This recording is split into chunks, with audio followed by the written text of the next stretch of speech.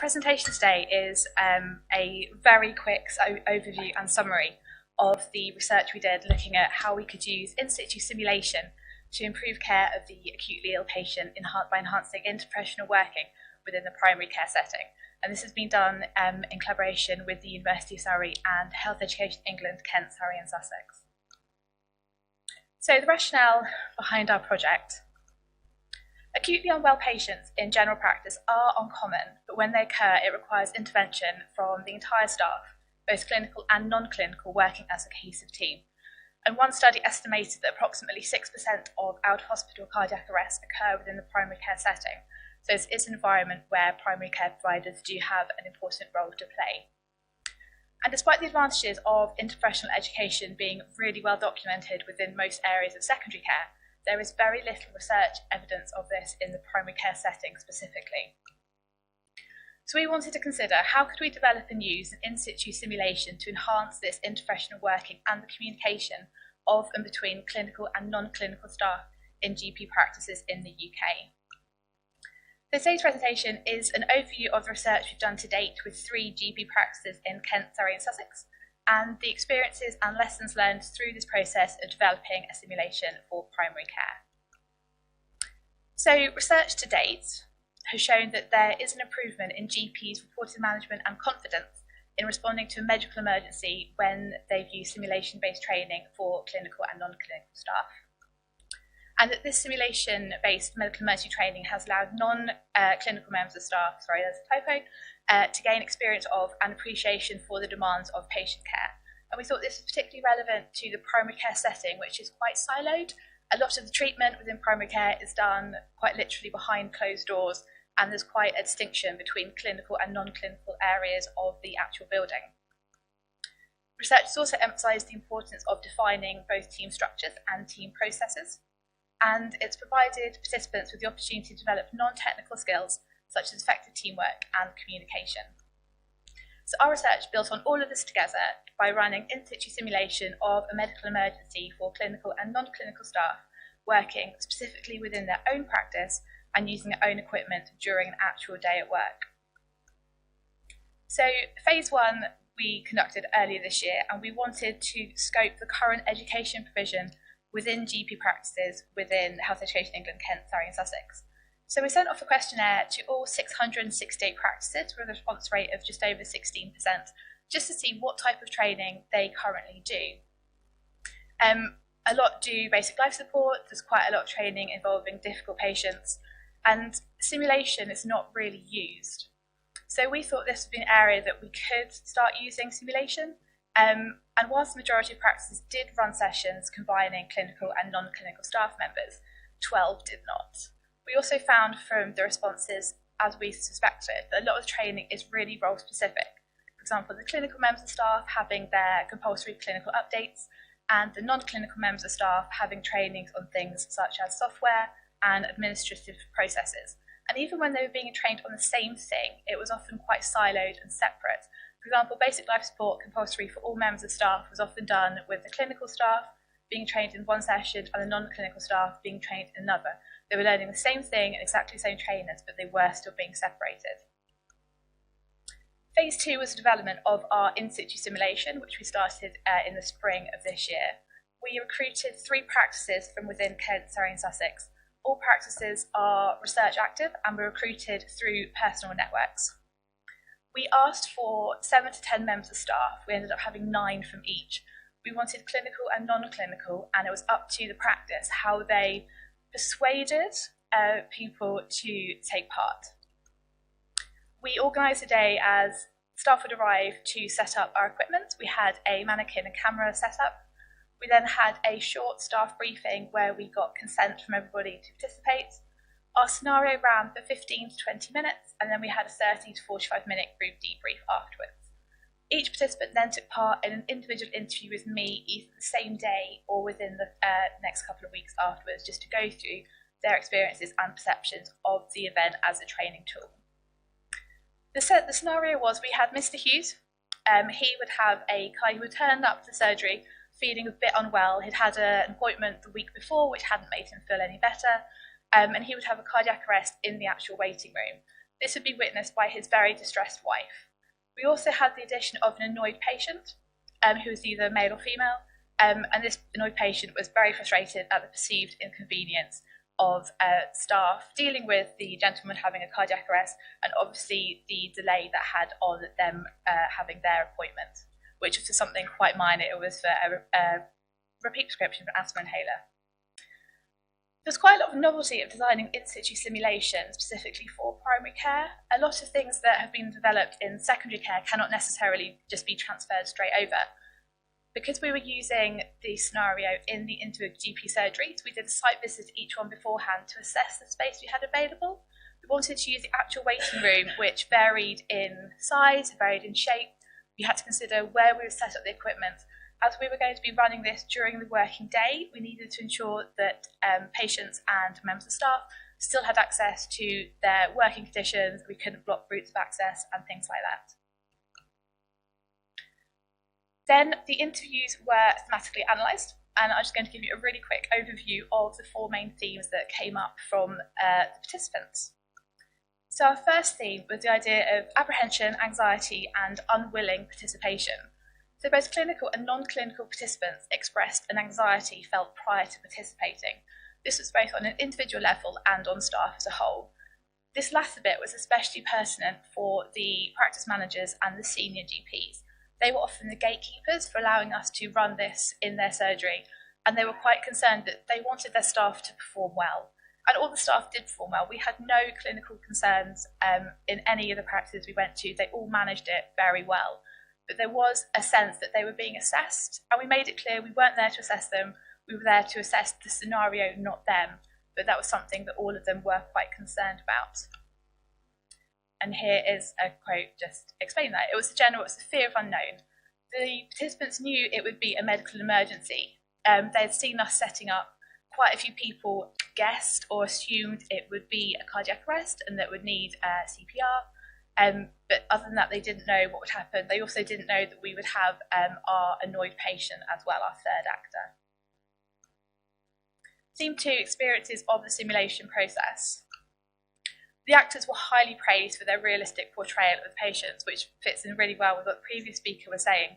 Our actors are experienced simulated patients, and we had a whole day of training with them as we developed the scenario. The clinicians in our team, they developed the scenario which the actors took a lot further, and the actors were highly praised for how realistic and believable they were being. However, the problem we had was that when the participants realised who the ill actor was, he potentially became less believable. So we had one nurse who wanted to take a blood pressure reading of the actor, but straight away realised this was pointless because that wouldn't be accurate. We had information such as BP readings to provide on request, but it was still the element where fidelity became less believable. But all of them felt that it was a really good learning lesson. It was a really good opportunity to take part and develop, and they had to believe that they were there with us. Participants highlighted the importance of familiarity with their own equipment, which is something we hoped would come up. And the use of their own equipment was valued by all members of staff as a fundamental element for learning. So all of the staff, they knew, for example, where their defibrillator was kept. Did they know how to use that model was sometimes questionable. Sometimes they were unfamiliar with the particular oxygen cylinder had, the tubing they had, how it all fit together. So it was just a couple of extra seconds of they knew how to run that medical emergency, but knowing how to do it in their own space and with their own equipment was sometimes a bit different. And my favourite quote is from this nurse. I'm going to read it out. I was a bit keen to put the defib pads on before the man had his bare chest, but I know that I've got to put the plastic pads on, but I was obviously faced with strange things. So our mannequin was dressed in the same way as our actor, so he's wearing a shirt, jeans and shoes. And this nurse who was trying to put the pads on, when she'd done her training, she only had a naked torso of a person. So she didn't have to think about taking clothes off. And she said to me, she didn't know if she could rip the shirt off, if she had to undo the buttons, could she just put the pads straight on the body on top of the shirt? And it was just that couple of extra split seconds of additional process, what would actually happen. So, experience the scenario, as we said, all three practices did brilliantly with managing the cardiac arrest, also managing the wife and the annoyed patient. And in fact, the third practice did so well, they dealt with the annoyed patient so well, the actor was actually quite upset that she hadn't been able to give her full repertoire that she had prepared. And many participants felt that the clinical aspects were the most important learning elements of the training.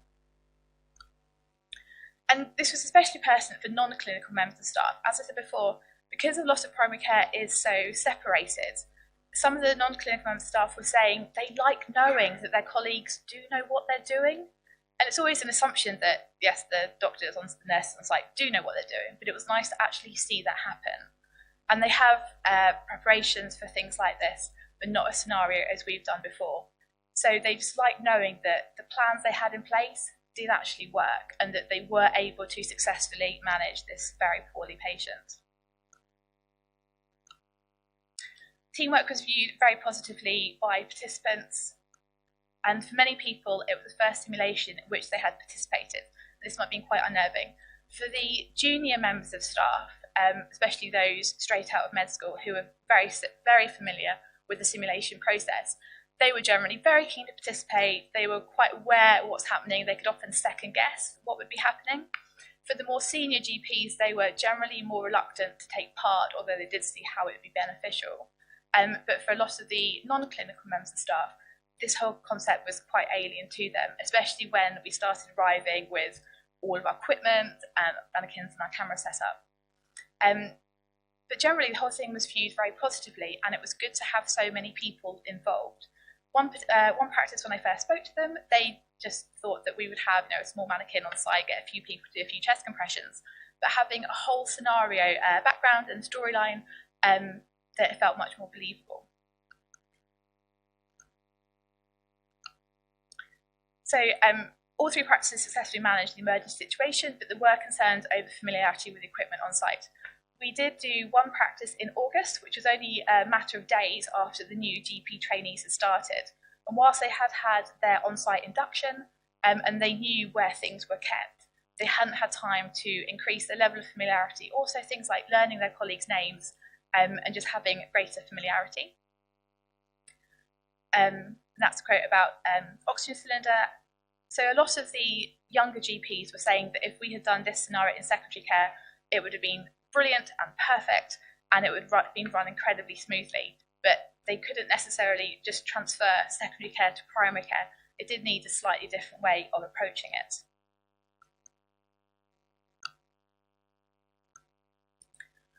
So as a discussion, the in-situ simulation was valued by both clinical and non-clinical members of primary care staff, and that was across the board in all three practices. Everybody said they didn't necessarily enjoy participating, but they did enjoy having participated when it was over. There was a benefit of training together, a reassurance that they know what they're doing. Also for the non-clinical members of staff, it was useful for them to see that actually sometimes they might be needed to help with a clinical emergency. In the first surgery, we had non-clinical members of staff in a queue ready to do chest compressions and swap in if necessary. And the non-clinical members of staff felt that they could be useful, that it wasn't just up to the doctors and the nurses to manage what was going on. Their training did come into play and they were trained for a purpose.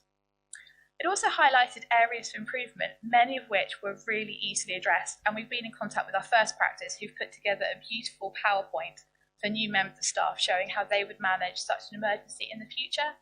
These areas of improvements were really quick to do. For example, not just knowing the defib is on this shelf in this room, but knowing this is how you open it, this is how it works. And these things are quite easy to address. Using in-situ simulation in primary care, you do need to consider time constraints and costs. We recompensed each surgery with £500 for participating, but we did take quite a lot of their time. We were there for several hours for setup and takedown, and also we were there during their actual working day. So we also needed to consider genuine members of the public who were there as patients. We had lots of signs up around the rooms saying this was a training session, but we did manage inadvertently to cause distress to a deaf patient who hadn't happened to read any of the signs and also was unaware that this was a training session going on. So it's something we would need to consider in the future. And then obviously developing simulation specifically for primary care. The challenges encountered include the research space that we have available and how that changed even between our pre-site visit and the day we were there. And also ways that the actors could use the environment, for example, electronic signs. One practice, we said we're going to start at 1:15, but just before, the actors, when they were loitering outside waiting to start, one of the nurses happened to spot them. So she went out and started talking to them, and then we realised that actually our scenario had started slightly ahead of schedule and away from all our equipment. So our actors were brilliant at bringing everybody back into the waiting room where we needed them to be to continue it. So it was very important that the actors were involved from the beginning. They were fundamental in developing the characters and the medical history of our patients. And scope for further research, we've just been given additional funding to carry this on. We want to do other medical emergencies, for example, anaphylaxis, or something involving a child and a distressed parent. We also want to do this in other GP surgeries. We did 3 in Kent, Surrey and Sussex, which are very large, research active, urban, not terribly diverse. So we want to see if this can work in other places as well. So references. Also really quick acknowledgements. Thank you to How They're Changing England, Kent, Surrey and Sussex for funding this. To all our colleagues and fundamentally the practices and members of staff who very kindly gave up their time to participate. Thank you.